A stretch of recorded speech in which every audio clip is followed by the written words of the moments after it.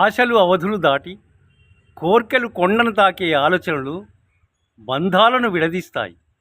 కామ క్రోధ మద మాత్సర్యములను అదుపులో పెట్టుకోవడమే మానవాతీతమైన శక్తులను పొందే శక్తి మనుషులకు మంచి మార్గాలను నిర్దేశిస్తుందని నానుడి. ఏ అలవాటైనా కోర్కెలైనా అదుపులో ఉన్నంత వరకే ఆరోగ్యం, ఆనందం. జీవితమే లైంగిక సుఖం కాదు, అది జీవితంలో ఒక భాగం మాత్రమే. రసశక్తి, రసానుభూతి ఆడ మగ ఎవరికైనా పొందే అనుభూతి ఒకటే. దానికి ప్రతి భాగస్వామి సమానమే. దానికోసం అందం, ఆకర్షణ, డబ్బుకు లోబడి సక్రమ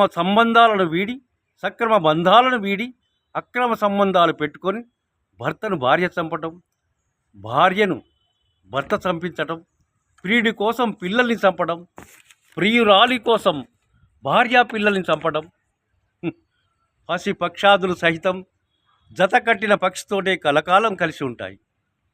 7 అడుగులు వేయించేది 7 జన్మలకు విడిపోని బంధంగా మన భారతీయ సంస్కృతిలో వేద మంత్రాల సాక్షిగా 3 ముడులు వేసే సనాతన ధర్మాచారం భార్యాభర్తల బంధం. పవిత్రమైన ప్రేమతో పెనవేసుకునే తన్మయత్వమే దాంపత్య జీవితం.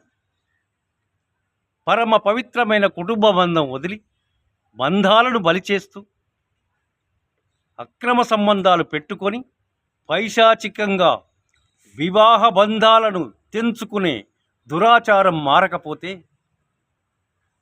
మాధవుడే మానవుడై మరో అవతారం ఎత్తాల్సి ఉంటుందేమో.